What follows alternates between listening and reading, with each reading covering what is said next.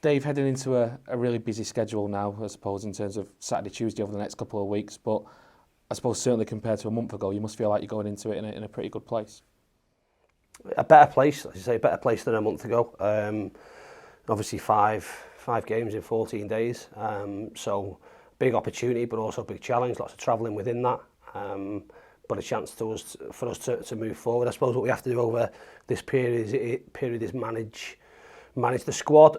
We've obviously got players who ideally we'd like to look at it and go, oh, they could play Saturday, Tuesday and keep doing that, but that's not the case. So it takes a little bit more thought processes around how, where, when we utilise players, and that'll be based on opposition, but ultimately based on us getting the best chance of winning. Does it feel pivotal this period now over the next couple of weeks in terms of setting yourself up, I suppose, for the running? Not pivotal. We see it as a big opportunity because, like I say, if the amount of games in a short space of time and the amount of points that are available, everybody is in a similar position in terms of the amount of fixtures over that period. So I wouldn't say pivotal. We put ourselves in a good place, and we've 17 games to go, is it? The next 5 are just in a short space of time, and take that out of the way. I think you're then down to, apart from one midweek fixture, you're down to the Easter schedule with a Friday, Monday, but you're down to Saturdays till the end of the season. So the season opens up a little bit, and it gives you more recovery and preparation time between games in order to go and, I suppose, perform and win.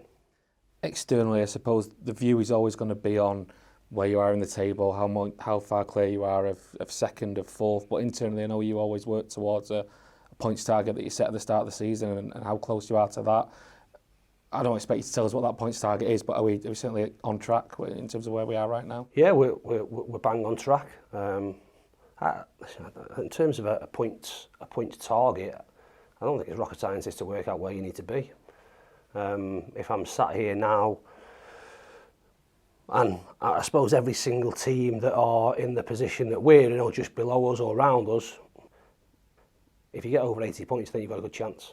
If you're closer to 90 than 80, I think you've got a very good chance. And if you get above 90, then I don't think anyone has anything to say that you're not going to achieve the objective that you do. Every single person at the top half of that table will hope it takes less points than that, but I think realistically that's where it's going to be, and statistics and history will tell you that that's the case. And you'd have to look at us last year. We were probably sat in a situation where we openly amongst our group would have felt that over 80 points gets you in the top 3. We had the opportunity on the last game of the season to get 81, and that wouldn't have got us in the top 3. So you have to err on the, I suppose, side of caution, and you have to win as many games as you can. And like I say, our aim will be get as many points as we can and get close to 100 points as we can. But if we can get close to 90, then I think we'll be in a pretty good place. And you've been in this position plenty of times before, of course, as league leaders during your time at Fylde and, of course, a couple of years ago with County. What's the key, I suppose, to getting a team over the line in the second half of a season? We try and be really consistent with our messages, consistent with our approach through our training program, our loading, all them things. I suppose what you have to do is rely on players, and I think you've got to embrace what it is. I think we're unfortunate that pressure was on us from the start of the season, so the pressure now is no different to where it was at the start of the season, and players have got used to that, and I suppose come into this environment expecting that to be the case. So you've got to be positive. You've got to walk towards the pressure and go and face it head on, safe in the knowledge that we've got good players. We're in a good place. We're a good team. We've got players coming back. We'll have real competition, and we go into every game looking to win, and that's not changed from day one of this season. Moving on to injuries and Macca in particular, it looked a bad one last weekend with his knee. Do you have a better idea now of how long he might be out for? Yeah, we knew it was a bad one. I know people will say around passing on information and things like that. It's really difficult. You're not going to speculate, but we thought it was bad, and that was confirmed. He's been scanned, and I suppose it's sod's law for Macca, really. You go and see a surgeon and who describes the injury as a 1 in 10 year injury. He's ruptured his patella tendon. He'll have surgery tomorrow, and he'll be out for 6 to 9 months. So huge blow for him, huge blow for us. He's been in and around the place, obviously, as you would expect, upset, but this is a good environment for him, and we'll all get around him, players, staff, and supporters included, and make sure that he gets the opportunity to come back better and stronger than he is currently. But it's a long road ahead of him, and he'll need lots of support.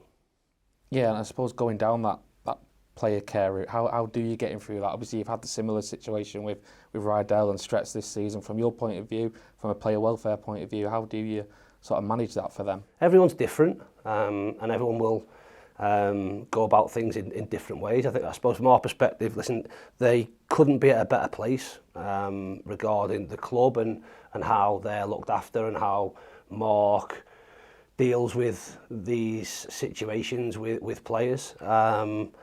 Ultimately, at some point, it becomes about them and being able to move on. And I suppose what you have to do is draw upon experiences or examples of who's done that. And I go back to what I was saying around Woods and him being injured and how he approached that scenario. There was no feeling sorry for himself. There was no sulking. He took it as an opportunity to come back better than he went away. So if there are case studies that you will look at, there's one right on your doorstep that's been lived over the last 12-month period with us. To do that, you've got to get yourself in a good place and have short-term goals that need to be ticked off, but ultimately with an aim to be back playing. And from our perspective and from Macca's perspective, the opportunity to play his part still in the back end of this season in what will hopefully be a successful objective achieved season, and have a real burning desire to put a Stockport shirt on again and get out in front of our supporters, fingers crossed in League One, and show what he's about. In terms of players returning, I know Will and Woods were next on that list. Do you have an update on those two? Yeah, but both been out, so again, you will probably see images of them. Will involved in full training. Woods hopefully will get his sign off this weekend in terms of maximal ball striking and sprinting. And whether it's Tuesday, whether it's next Saturday, whether it's the following Tuesday, I would hope that both of them will be back available for us at some point over that period.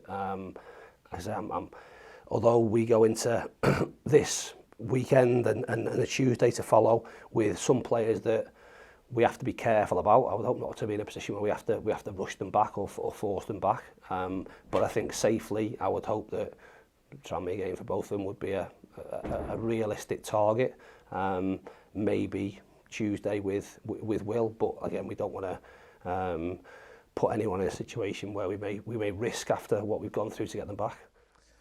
Grimsby away at the weekend. I suppose it could be very easy to look at it and go, we've lost our last 2 trips there. But in fairness, when you look at it, 2 years ago you have the South red card at 1-0 up.